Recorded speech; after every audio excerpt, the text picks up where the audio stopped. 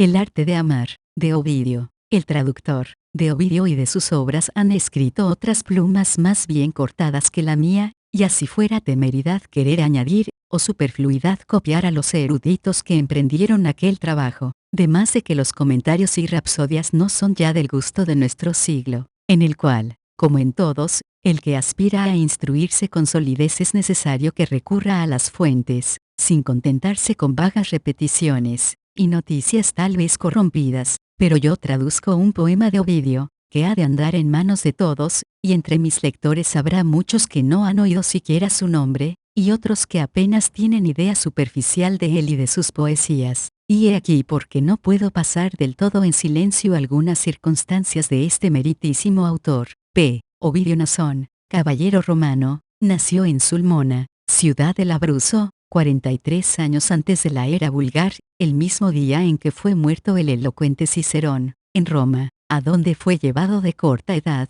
se dio a las letras bajo la dirección de Plosiogripo, y mostrando agudo ingenio, a los 16 años le enviaron a Atenas, donde estudió las ciencias, y se perfeccionó en la lengua griega. Las escuelas atenienses eran por entonces frecuentadas de la juventud romana, y apenas habrá autor latino de nota que no se formase en ellas. Quiso su padre obligarle a seguir la carrera del foro, y en efecto por obedecerle la siguió algún tiempo, hasta que muerto su padre, la abandonó por las deliciosas musas, arte a que le llamaba la innata inclinación. Tuvo también por maestros en la filosofía a Porcio Latrón, en la retórica a Marcelo Fusco, y en la gramática a Julio Gresino, profesores que entonces se llevaban el aplauso en Roma. Fue bueno e ingenioso orador, afluente y patético poeta, que engrandecía y animaba cuantos asuntos encomendaba a su pluma, bien que las demasiadas flores con que exornó sus versos, prodigadas con facilidad por su ardiente y fecunda imaginación,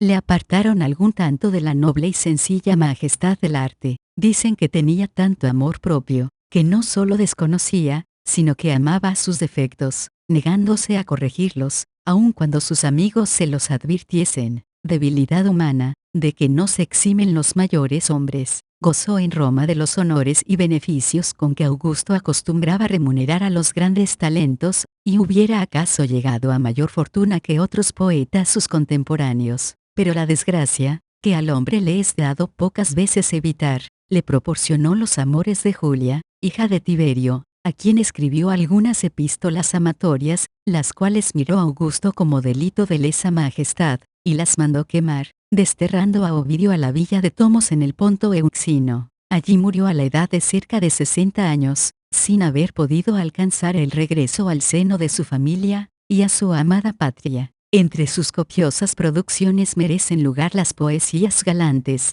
en las cuales imitó a los griegos, aficionadísimos a composiciones licenciosas, como se puede ver en Safo, Anacreonte y otros varios. Cuando apareció su arte de amar, debió causar mucho ruido en aquella capital del orbe conocido, porque aunque la corrupción de costumbres, necesario efecto de las riquezas y del lujo, había ya llegado a su colmo, duraban todavía ciertos usos y leyes, sombra de la antigua austeridad republicana, que en la apariencia condenaban toda relajación y desorden, y sería ciertamente cosa extraña ver un poema preceptivo, que enseñaba la práctica de la misma corrupción, y que si tal vez no era capaz de introducirla, por lo menos suponía y hacía pública la que interiormente contagiaba a Roma, y era indicio de su decadencia. Lo cierto es que Augusto le halló tan eficaz, que le llamaba arte de cometer adulterios, juicio que, según unos, fue la verdadera causa del destierro del autor, y según otros, solo el pretexto para castigarle por agravios privados. Pero sea de esto lo que fuere, se ve que Ovidio fue castigado por culpas amorosas, a que seguramente le arrastraba su natural propensión. Este arte de amar, que en nuestro español sin impropiedad podríamos llamar también arte de enamorar, y arte de cortejar, está dividido en 3 libros. En el primero se enseñan 2 cosas, los lugares donde se habían de buscar las mujeres que se quisiesen amar, y el modo de propiciar y poseer su corazón. En el segundo se dan preceptos para que el amor sea duradero, y en el tercero, hablando con las mujeres, les dicta también reglas para amar y competir con los hombres, de modo que, según su plan, forma de la pasión amorosa una guerra entre hombres y mujeres, idea a la verdad muy propia y sublime, tomada ingeniosamente de la naturaleza y de las preocupaciones de los dos sexos. Tiene este poema todas las cualidades de didascálico, brillan en él los principios, la invención y el orden en cuanto al arte, y en cuanto a la locución, la belleza, la elegancia, la armonía, el laconismo y pureza de la lengua latina.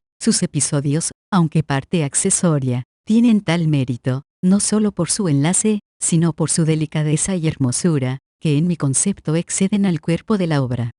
Si me hubiese sido dado conservar en la traducción toda la belleza del original para confusión de los presuntuosos modernos, que creen igualar a los padres del buen gusto desdeñando su estudio y aún su lengua. ¿Y quién podrá alabar dignamente la filosofía con que Ovidio trata la pasión de amor, aquella filosofía conveniente a la poesía, de que los modernos nos dan tan escasos ejemplos, y que los antiguos poseían y sabían emplear con tanto magisterio? Ovidio usa en esta composición de versos elegíacos, que por carácter son sencillos, tiernos y sentenciosos. Yo he procurado ceñirme al carácter del original, he procurado vestir el latín de castellano, y no este de latín, he procurado conservar en la prosa el sabor poético, el tono elevado y metafórico del original. Empresa harto inaccesible a mis débiles fuerzas. Tal vez no se verá en la traducción toda la gracia poética del original, porque ésta consiste por la mayor parte en la sonoridad métrica, en transposiciones, conjunciones, repeticiones,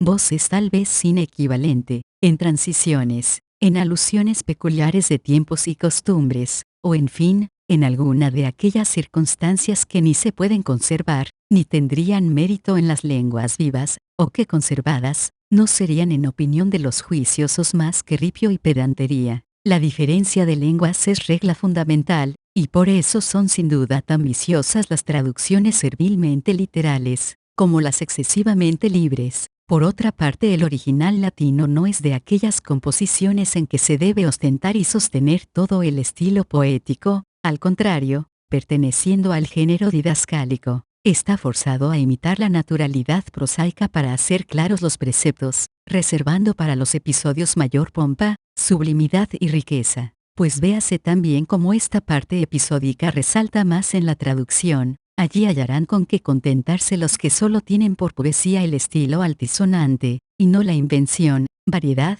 propiedad y fluidez. Estoy persuadido de que la presente traducción excede a algunas extranjeras que he visto, y aún a la única castellana en verso que se imprimió, y se ha hecho ya tan rara, que son más raros los que saben que la hay, porque ninguna conviene con el original, como debe. La redundancia, la inexactitud, el mal lenguaje y la arbitrariedad son sus principales defectos. En una palabra, las reglas de traducir se hallan quebrantadas en ellas abiertamente. Basta, mi ánimo no es criticar, sino presentar al juicio del público lo que he podido adelantar sobre los que me precedieron. La he llamado arte amatorio, que es su verdadero título, según los más antiguos manuscritos que existen de este poema, y la autoridad de varios escritores que hablaron de él, y le citan. Aún no tenemos un ejemplar correcto de las obras de Ovidio, todos los códices están llenos de errores y variantes, que ponen en perplejidad a los más peritos en la lengua latina, y a los que trabajaron en purificar su texto y conciliarlo, estudiando el estilo del autor,